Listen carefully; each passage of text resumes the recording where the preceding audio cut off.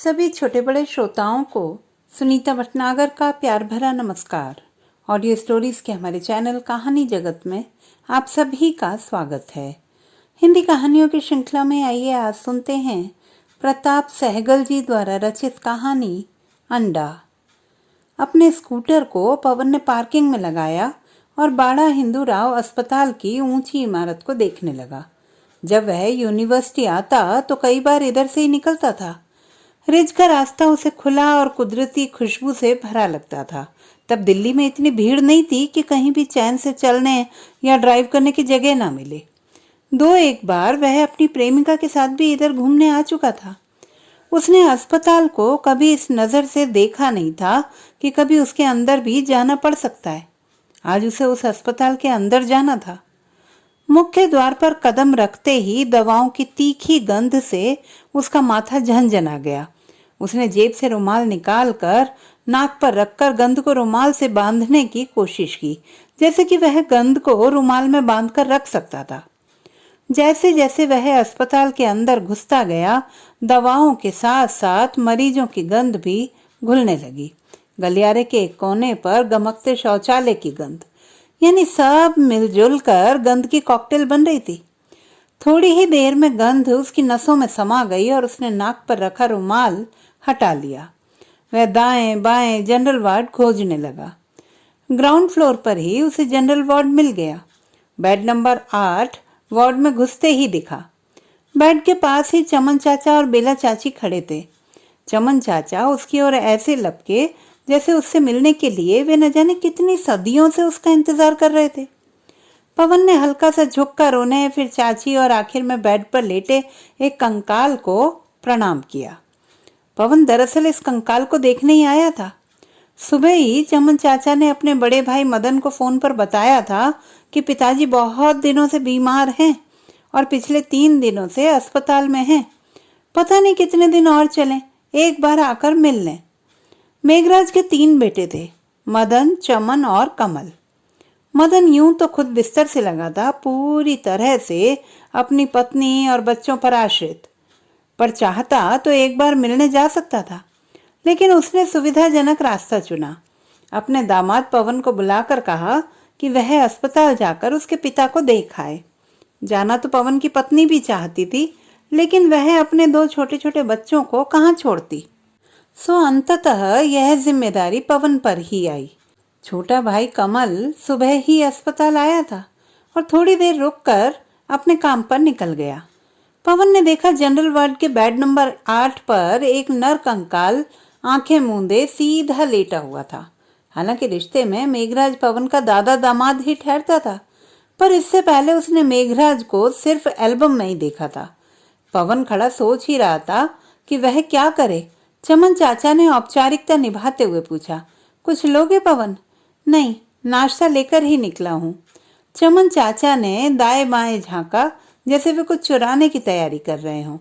फिर पत्नी की ओर संकेत भरी नजरों से देखा और मुखातिब हुए पवन की ओर। ऐसा है, मुझे जाना है, रोज ही देर हो जाती है, यह चल नहीं सकता, समझ रहे हो? जी, पवन ने चमन का मंतव्य जान लिया था। मैं बैंक होके आता हूँ तब तक। ठीक है, तब तक मैं रहूंगा, पवन ने चमन चाचा की दुविधा को समझते हुए कहा। चमन चाचा ने आंखों के संकेत से बेला को समझा दिया कि तुम भी मेरे साथ निकल लो, यहाँ कब तक फंसी रहोगी? वह तो पहले से ही चलने को तैयार थी। जाते जाते चमन चाचा ने अपनी पूरी सफाई पेश कर दी। अकेले हम भला कितना संभालें, बड़े भाई तो लगे हैं बिस्तर से, छोटे दूसरे तीसरे दिन आ जाता है बस। और तेज कदमों से पत्नी समेत वार्ड से बाहर हो गए। बेड के पास ही रखे एक स्टूल को सरका कर पवन उस पर बैठ गया। उसने वार्ड के एक एक बेड पर नजर डाली, एक एक मरीज का मुआयना किया और अंततः उसकी नजर बेड नंबर 8 पर आकर केंद्रित हो गई। 6 फुट लंबे बिस्तर पर फैली वह देह पायताने की ओर से बाहर निकल रही थी। उम्र होगी लगभग 85।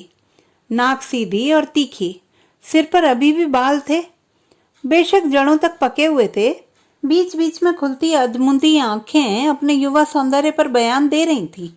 गर्दन सूख कर अपेक्षाकृत लंबी लगने लगी थी। हाथ पांव बेजान होकर फालतू सामान लग रहे थे। पवन बैठा बैठा सोचने लगा, आदमी क्या से क्या हो जाता है। क्या नाम बताया था इनका? हाँ, मेघराज। उसके ससुर यानी मदन कभी कभी अपने पिता के बारे में बताते थे कि वे एक निहायत दबंग यानी मुंहफट, खर्चीले और बेपरवाह किस्म के इंसान थे। पवन की पत्नी कुंती ने भी दो एक बार बताया था कि उसने दादाजी को पहली बार 25 साल पहले देखा था। तब वे 60 के रहे होंगे। कितने सजीले और सुंदर, कलफ लगी सलवार, अफगानी कुर्ता, तुर्रेदार पगड़ी और सुनहरी जूती, यानी कुल मिलाकर मेघराज का व्यक्तित्व सजीला और रोबीला था। दरअसल मदन यानी कुंती के पिता ने अपना सजीलापन और रोबीलापन अपने पिता मेघराज से ही पाया था। 60 की उम्र में यह कंकाल हुई देह इतनी सुंदर, सजीली और रोबीली थी, तो 30 की उम्र में? 30 की उम्र का ध्यान आते ही पवन की सोच मेघराज से हटकर अपने पर केंद्रित हो गई। वह खुद भी तो इस समय 30 का ही था। पर इससे पहले कि वह आगे कुछ सोचता, राउंड लेते डॉक्टर ने उसकी सोच के आवेग में एक कंकड़ फेंका। आप इनके साथ हैं? जी। डॉक्टर ने मेघराज की नब्ज देखी, आंखें देखी, फिर पवन से पूछा, कुछ बोले? जी नहीं, मुझसे नहीं। डॉक्टर ने पास खड़ी नर्स को कुछ हिदायतें दी और चले गए। थोड़ी देर बाद पवन के लिए वक्त काटना मुश्किल लगने लगा। वह मेघराज को कितना देखता। ना तो उनसे कोई बात हो सकती थी, ना किसी तरह की सेवा। एक निस्पंद सा पड़ा हुआ शरीर। शेष मरीजों के साथ उसका कोई रिश्ता न था। दूर किसी मरीज के पास उसे स्टार डस्ट दिखाई दी। वह वक्त काटने के लिए उसे मांग लाया और पन्ने पलटने लगा। मैगजीन के पन्नों में कई चेहरे उतरने लगे। एक युवा नायक के चेहरे में मेघराज का चेहरा उतर आया, फिर परिवार के कई चेहरे, और आखिर में पवन ने देखा कि एक बूढ़ा बगल में पोटली दबाए इधर उधर घूम रहा है। पन्नों में गूंजती आवाजें पवन को सुनाई देने लगी। बेला चाची कह रही थी, रोज रोज नहीं होता मुझसे ये सब काम। बाकी सब तो बैठे आराम से काट रहे चैन की जिंदगी, और सारी मुसीबतें मेरे गले पड़ी हैं। मेघराज बैठा हुआ खामोशी से सब सुन रहा है। खामोशी से सुनने के सिवाय उसके पास कोई और विकल्प भी तो नहीं था। बरसों पहले उसने चमन की शादी बेला से की थी। बड़ी सज धज से निकली थी बारात। बड़े बेटे मदन ने तो ये मौका ही नहीं दिया था। सो अपनी सारी हसरतें मेघराज ने मंझले बेटे चमन की शादी में पूरी की। अभी थोड़ी देर पहले ही तो पवन बेला चाची से मिला था दूसरी बार। पहली बार उसने बेला चाची को अपनी शादी में देखा था, पर शादी में मिलना देखना इतना औपचारिक होता है, और फिर न जाने कितने लोगों से 2-4 घंटे में ही मिलना। किसी के भी बारे में सब ठीक ठाक याद थोड़ी रहता है। पवन को बेला चाची सुंदर लगी थी भी। मेघराज ने तभी उसे अपनी बहू बनाने के लिए चुना था। अपने बड़े बेटे मदन से मेघराज हमेशा खफा रहता। अपने पिता की तरह मदन भी अक्खड़, मुंहफट और तुनक मिजाज था। वह तो अपनी शादी से पहले ही घर छोड़कर चला गया था। अब मेघराज को मंझले बेटे चमन और छोटे बेटे कमल का ही आसरा था। मेघराज की बंद पुतलियों के अंदर कई कई स्मृति चित्र थिरक रहे थे। चमन के बाद मेघराज ने जल्दी ही कमल की शादी भी कर दी थी। बेला जितनी सुंदर थी उससे अधिक चतुर। उसने अपने ससुर मेघराज का विश्वास जीत लिया और फिर अपने कस्बाई चातुर्य से कमल को घर से बाहर का रास्ता दिखा दिया। मेघराज का मकान अपना था, काफी बड़ा मकान था।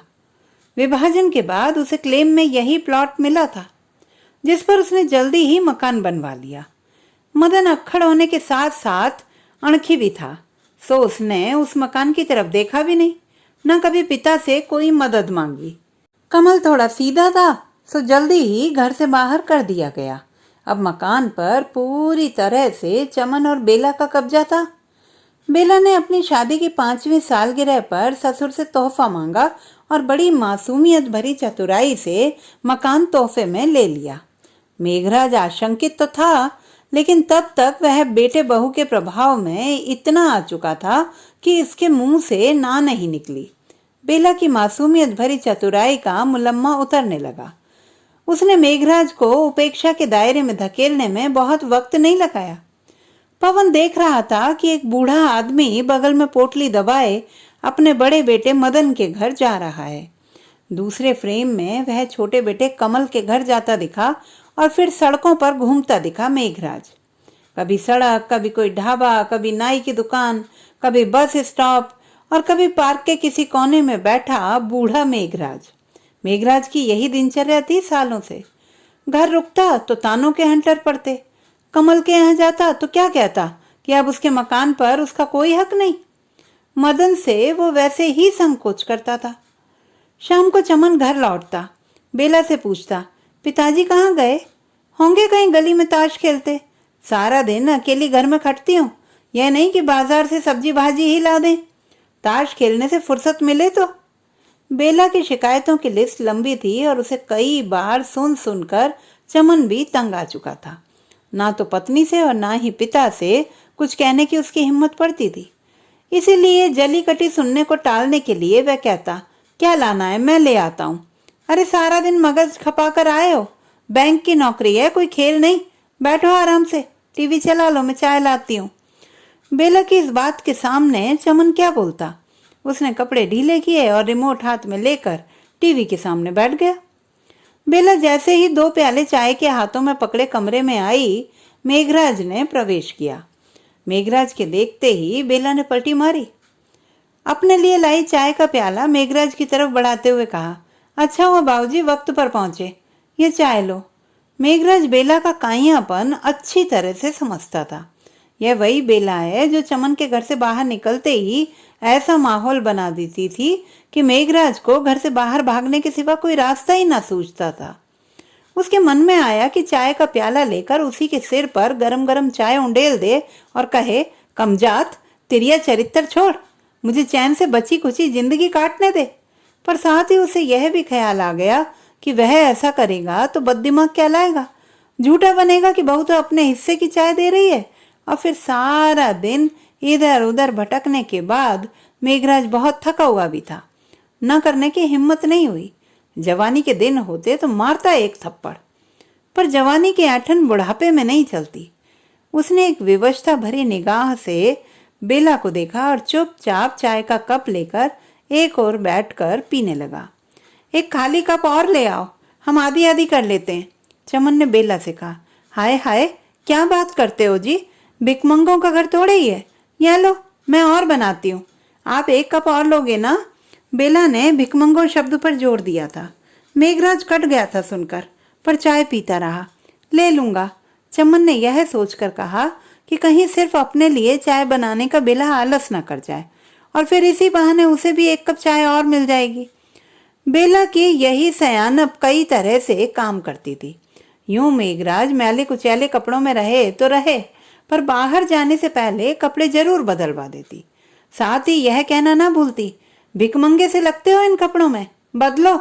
यूं खाने में जो बचा कुचा होता वह कभी सीधे और कभी रूप बदलकर मेघराज के काम आता था। लेकिन सुबह का नाश्ता किसी के सामने देना हो तो वह मेघराज को अंडा उबाल कर देना नहीं भूलती और ना ही यह कहना भूलती, इन्हें अंडा बड़ा पसंद है, वो भी उबला हुआ। वैसे भी इनकी उम्र में उबला हुआ अंडा ही इनकी सेहत के लिए ठीक है, क्यों बाबूजी? और मेघराज जरा सी गर्दन हिलाकर हाँ कह देता। दरअसल मेघराज बचपन से ही खाने का शौकीन था। जवानी के दिनों में 200-300 दंड पेलना उसके लिए मामूली बात थी। शरीर को खूब तेल पिलाता, मालिश करवाता और कसरत करता। कसरत के बाद दूध में 2-3 कच्चे अंडे घोल कर पीना उसे पसंद था। आधा दर्जन से कम केले नहीं खाता था वह। घी, मक्खन सब कुछ तो खाता था धड़ल्ले से। खुद शरीर कमाता और खुद दूसरों को भी यही सलाह देता कि यही उम्र है शरीर कमाने की, जितना कमाना है कमा लो, यही काम आएगा, बाकी सब बकवास। जिम्मेदारियां, उम्र और फिर अंत में हाथों का पैसा और अपने नाम का मकान जब दोनों ही हेमराज के हाथ से निकल गए तो कमाया हुआ शरीर गलने लगा। हड्डी मजबूत थी तो चला, वरना कभी का राम नाम सत्य हो गया होता। वक्त ने धीरे धीरे सब छीन लिया, पर मेघराज के अंडे खाने का शौक नहीं छूटा। कच्चे अंडों की जगह उबले अंडों ने ले ली। जैसे जैसे वह रोज एक अंडा तो पा ही जाता था, बेला को यह खटकता था। उसे निखट्टू मेघराज एक बोझ लगने लगा था। मेघराज उसके लिए एक सारहीन सत्ता थी। फिर उसने तरह तरह के बहाने बनाकर अंडे घटाने शुरू किए। रोज की जगह अंडा सप्ताह में 3 दिन ही मिलने लगा, फिर 2 दिन, फिर 1 दिन, और एक दिन उसने घोषित कर दिया कि बाबूजी, अंडों का रेट देखा है, सारी उम्र बहुत खा लिए, अब तो अंडों का मोह छोड़ो, राम नाम भजने के दिन है बाबूजी। मेघराज सब सुनता रहा। वह जानता था कि बेला की मर्जी के बिना उस घर में पत्ता भी नहीं हिलता है। हाँ, जब कोई मेहमान भी नाश्ते में शामिल हो तो अंडे मेज पर हाजिर होते और वह डरते डरते एक अंडा खा ही लेता। यही वजह थी कि घर में मेहमानों का आना मेघराज को बहुत अच्छा लगता, बल्कि वह बड़ी बेसब्री से मेहमानों का इंतजार करता था, और जाती बार उन्हें जल्दी ही फिर आने की ताकीद करना भी वह नहीं भूलता। बेला आंखें तरेरती रह जाती, पर इतनी बात तो मेघराज कह ही जाता। मेहमानों का अकाल पड़ा तो मेघराज छोटे बेटे कमल के घर पहुंच जाता। उसे वहां अंडा तो मिल जाता, पर इज्जत नहीं। एक दिन तो कमल की बीबी ने कह ही दिया, जिसके नाम मकान कर दिया है वो नहीं खिलाती अंडा। उस दिन मेघराज इतना कटा कि फिर कभी वहां गया ही नहीं। बड़े बेटे मदन से उसकी वैसे ही नहीं पटती थी। साल में एक आध बार वह पोते के मोह में वहां चला जाता, पर अंडा नहीं, अंडों से भरा फ्रिज देखता, पर कहने की हिम्मत नहीं होती कि अंडा खिला दो। अंडा जैसे जैसे मेघराज से दूर होता गया, वैसे वैसे अंडे ने उसके मन में अपना घर बसा लिया। घर से बड़ा प्यार होता है, वैसे ही प्यार था मेघराज को अंडे से। उसके सपनों में अंडा अक्सर उतरता, नाचता हुआ। अंडों के ढेर, अंडों के पेड़, अंडों के पहाड़, अंडों की सड़कें, अंडों की झालरें, अंडों का वितान, कई कई रूपों में अंडा उतरता था उसकी पुतलियों के संसार में। उसके मकान की तरह से अंडे का संसार भी मेघराज के हाथों से फिसल चुका था। मेघराज उस फिसले हुए संसार को पकड़ने की कोशिश कर रहा था। उसके होंठ कुछ कुछ बुदबुदा रहे थे। पवन का ध्यान टूटा। वह मेघराज के पास गया। बाबूजी, कुछ चाहिए? अंडा। क्या? अंडा? पवन को लगा उसने शब्द ठीक से नहीं सुना, इसलिए फिर पूछा, अंडा? मेघराज की मुंदी हुई आंखें जरा सी खुली। दाया हाथ जरा सा ऊपर उठा। गले से लड़खड़ाती सी आवाज आई, हाँ। पवन पछोपेश में पड़ गया। इस हालत में अंडा देना भी चाहिए कि नहीं? उसने इधर उधर देखा कि कोई डॉक्टर या नर्स दिखे तो पूछ ले, लेकिन पूरे वार्ड में मरीजों और रिश्तेदारों के अतिरिक्त कोई न था। पवन थोड़ी देर तो खड़ा सोचता रहा कि उन्हें अकेला छोड़कर जाना ठीक भी होगा या नहीं। चाचा जी भी जल्दी आने को कह गए थे, पर अब तो शाम उतरने को है। पवन को जो समझ में आया उसने वही किया। वह लपक कर बाहर निकला और 2 उबले हुए अंडे ले आया। अंडा छीलते छीलते वह सोच रहा था कि शायद अंडा खाने से उनमें हिम्मत आ जाए और वे ठीक हो जाएं। अंडा छीलकर उसके छोटे छोटे टुकड़े किए और एक टुकड़ा मेघराज के मुंह को छुआते हुए बोला, बाबूजी, मुंह खोलो, अंडा। मेघराज के चेहरे पर अप्रत्याशित रूप से एक चमक आ गई। उसने चिड़िया के बच्चे की चोंच की तरह से मुंह खोल दिया। फिर दूसरी बार, फिर तीसरी बार। आधे से ज्यादा अंडा खाने के बाद मेघराज ने हाथ उठाकर संकेत किया, बस। पवन चाहता था कि मेघराज पूरा अंडा खा ले। यह सोचकर पवन ने अंडे का आखिरी टुकड़ा भी मेघराज के बंद होंठों पर रख दिया। मेघराज ने फिर आंखें खोली, बंद की। उसका चेहरा जर्द होने लगा। वह डॉक्टर को खोजने लगा। संयोग से डॉक्टर उसी समय वहां आया। यह क्या खिलाया है आपने? अंडा मांगा था, वही। पवन ने डरते हुए ही कहा, अंडा। इससे पहले कि डॉक्टर कुछ और कहता, मेघराज ने तेज हिचकी ली। डॉक्टर उसके शरीर पर झुक आया। उसने उसकी नब्ज देखी, फिर पांव, फिर पुतलियों को उल्टा और पवन से पूछा, आप? मैं पवन, इनका दामाद। जिसे भी खबर करनी है कर दो, ही इज नो मोर, कहकर डॉक्टर ने पेशेंट शीट पर अपनी कार्यवाही की और चला गया। शांत लेटे मेघराज के पास अकेला पवन खड़ा था, अनमयस्क सा। साथ ही पड़ी तिपाई पर पड़ा दूसरा अंडा मेघराज के तृप्त चेहरे को देखकर झूम रहा था। तो दोस्तों, ये थी हमारी आज की कहानी। आपको कैसी लगी कमेंट बॉक्स में लिखना ना भूलें। चैनल को सब्सक्राइब करें, लाइक करें और मित्रों के साथ शेयर करें।